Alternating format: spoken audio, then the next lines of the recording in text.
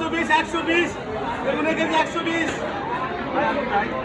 ভাইরা তো 40 আর 70 ভাই আপনার হয়েছে 30 250 30 250 30 টাকা পোয়া 30 টাকা পোয়া লাও একটা বেগুন পোকা পাইলে টাকা রিটার্ন আলহামদুলিল্লাহ আচ্ছা ভাই বেগুন হচ্ছে 500 আপনার 40 আর 70